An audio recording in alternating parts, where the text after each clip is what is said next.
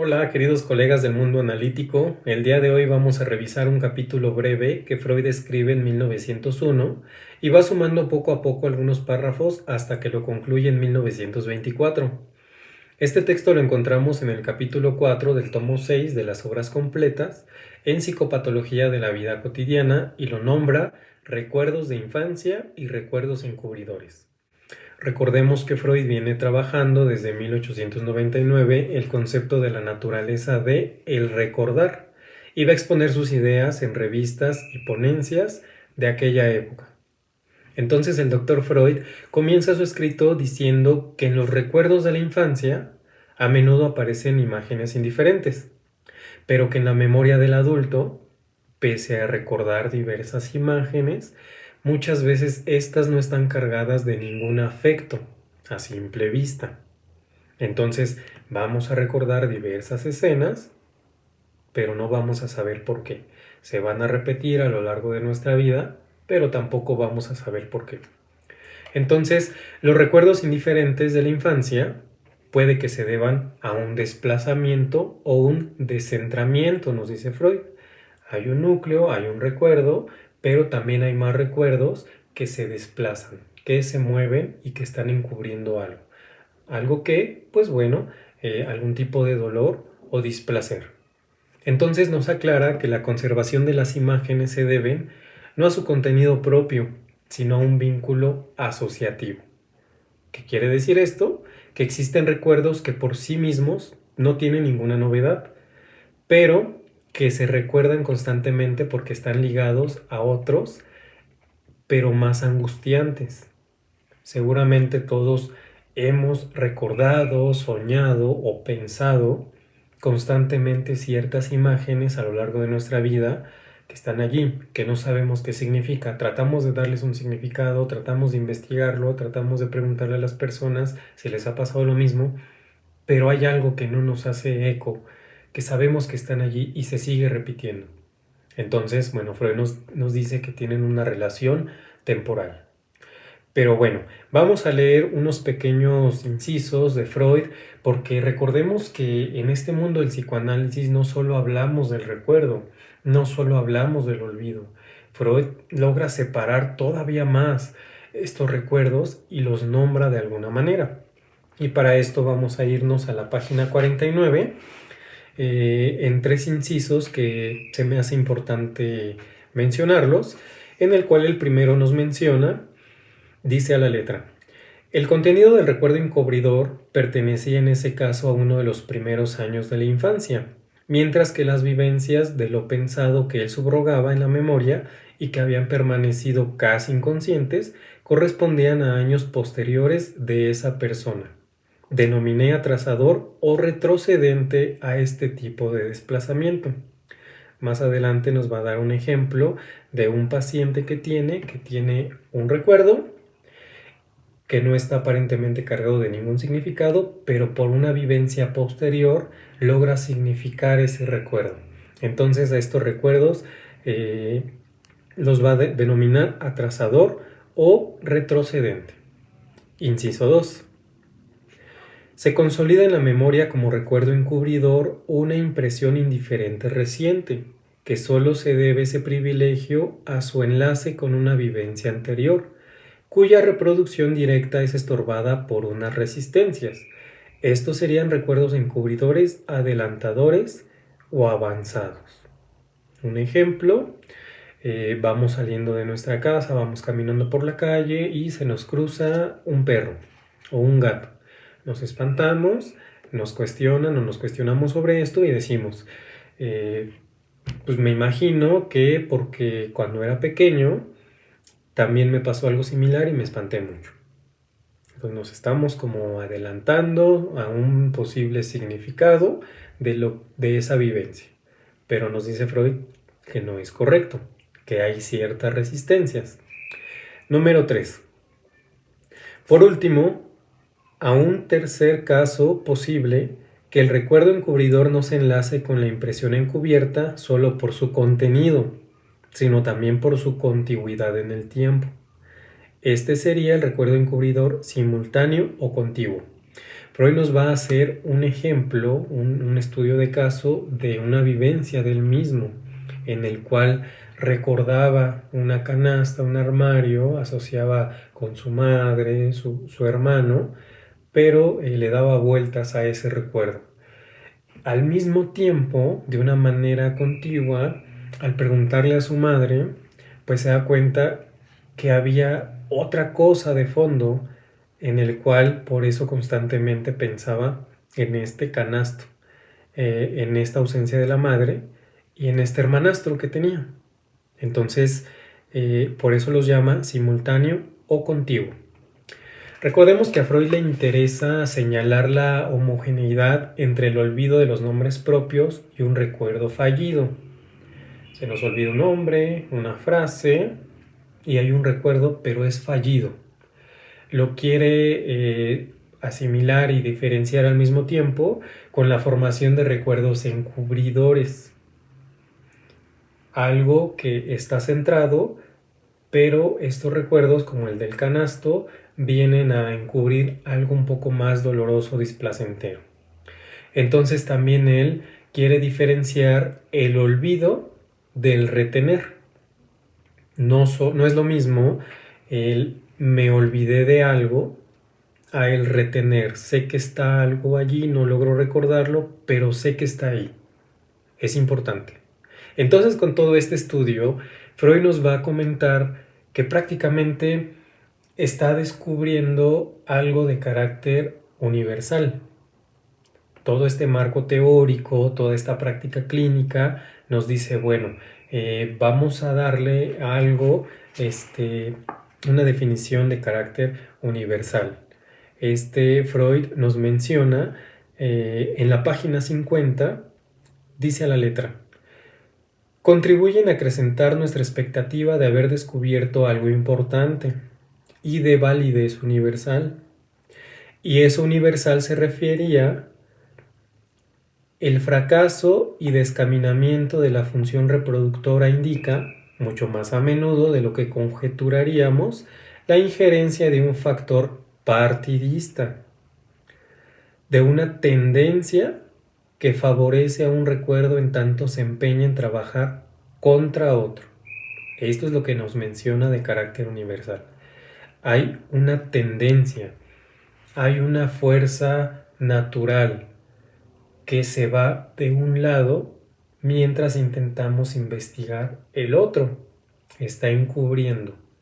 Hay una tendencia. Entonces, esto es algo muy importante que, bueno, hoy en día pareciera ser algo que no tiene mucha novedad, pero recordemos que en 1901 estaba abriendo camino en todo este medio del psicoanálisis.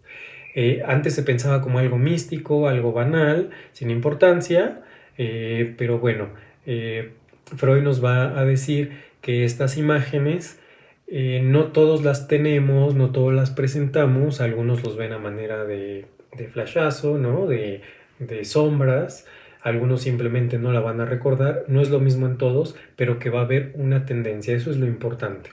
Entonces, vamos a pasar al estudio de 3 casos clínicos que me encantan porque Freud no solo usa la teoría, las indagaciones, la filosofía, sino que nos va acompañando por medio de sus estudios de casos, su práctica clínica, todo esto de la indagación analítica. Entonces nos va a presentar en este capítulo a un hombre de 25 años quien menciona en consulta que había conservado su imagen de su 5º año de vida, que él está sentado en el jardín, en una residencia junto a su tía, y esta tía está empeñada en enseñarle el abecedario, entre distinguir la N de la M, y le resulta difícil, y su tía le responde, bueno, la M tiene una pieza más que la N. Esa es la escena recordada. Conforme va narrando este paciente en sesión, menciona que naturalmente tenía una tendencia a saber y que posteriormente se le vino a la mente querer saber la diferencia entre el niño y la niña, por lo que en ese momento asoció Ahí se los dejo de tarea. La M tiene una pieza más que la N. Dice este paciente: me hubiese complacido tener a mi tía de maestra. Aquí tenemos un ejemplo de un recuerdo atrasado o retrocedente, de un recuerdo encubridor. Otro caso clínico que nos va a mostrar es el de un hombre de 40 años que en sesión recuerda que a los 15 años nació su hermano menor y que él nunca notó el embarazo de su mamá, pero que cuando llegó de la calle, ella desabrochó un poco su vestido y empezó con los dolores de parto. Entonces asocia a este paciente, probablemente el desabrochar el vestido me lleva a pensar en dolores de parto, porque fue lo que recuerdo de mamá. Es un recuerdo de más bien es un ejemplo de este recuerdo adelantador o avanzado, este recuerdo encubridor. Entonces cierra con este caso personal que, como les comento, a mí me fascina que él mismo estudie sus propias experiencias. No solo analiza a sus pacientes, no solo analiza a sus familias y a sus colegas, sino que él se pone de ejemplo. Entonces nos va a comentar que a los 43 años comienza a dirigir su interés en los recuerdos de su niñez y llegó en ese momento a su conciencia la imagen de cuando tenía aproximadamente 3 años, que se encontrara frente a un armario y una canasta, y al lado estaba su hermanastro, 20 años mayor, y que en ese momento llega su madre. Esa fue la escena que recuerda.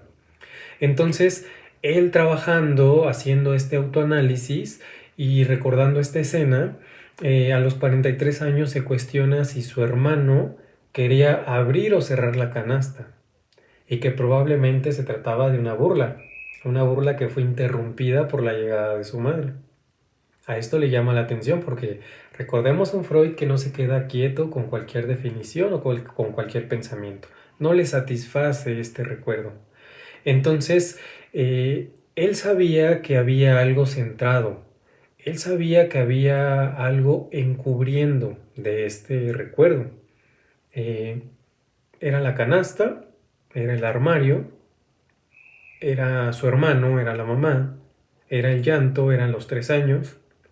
Él no sabía en ese momento sobre qué elemento habrá que poner el acento psíquico. Sin embargo, bueno, más adelante nos va narrando que esta reflexión lo conduce a que el pequeño Freud había echado de menos a su madre, ¿no? A los 3 años, y sospechaba que estaba en esta canasta, por lo que le pidió a su hermano que la abriera, y al notar que la madre no estaba allí, empezó a llorar. Momento enseguida, apareció la madre y con la pura imagen o con la pura presencia le proporcionó tranquilidad y bienestar. Entonces, el pequeño Freud piensa que al encontrarse con una madre ausente, la puede encontrar en la canasta. En ese contexto, Freud va a soñar, va a tener un sueño. Por eso en sesiones, muchas veces cuando vamos a analizar los sueños, nos pregunta nuestro terapeuta qué pasó un día anterior, qué pasó ese día, qué ha estado pasando, algo que te recuerde a ese sueño. Un pequeño paréntesis.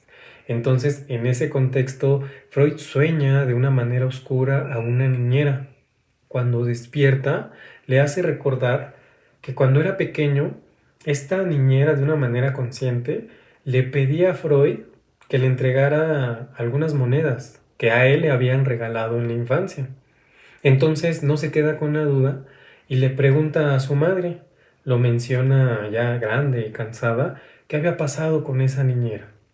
Y entonces la madre de Freud le responde, bueno, esta niñera la verdad es que era muy lista, pero bastante desleal. Esta niñera se había robado varias cosas en diversas ocasiones en la casa.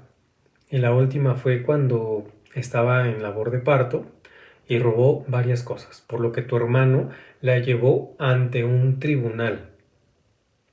Entonces, en ese momento, cuando eras pequeño y te percataste de que desapareció, de manera repentina, le preguntaste a tu hermano dónde se encontraba y su hermano le contestó la niñera se encuentra encanastada, ella está encerrada, por lo que Freud, de una manera infantil, llega a pensar que cuando se ausenta la madre, la pueda encontrar en una canasta, en donde la encerró su hermano, a la niñera. Entonces allí están las personas que están ausentes, que no están encerradas, y la encerró el hermano. Entonces, esta es una forma en la que nos explica qué es un recuerdo encubridor y qué podría estar encubriendo. El recuerdo de la canasta, del armario, del hermano, de la llegada de la mamá. Hay un sueño, hay una niñera en donde aportan más información la mamá. Entonces llega a la conclusión, ok, la angustia mía era que en ausencia de una persona me las quitaron, las encerraron y éstas se encuentran en una canasta. Más adelante señala que es una representación de un vientre materno. Un ejemplo fascinante que nos pone Freud. Bueno, por el día de hoy, queridos amigos, llegamos hasta aquí y nos vemos en el siguiente video.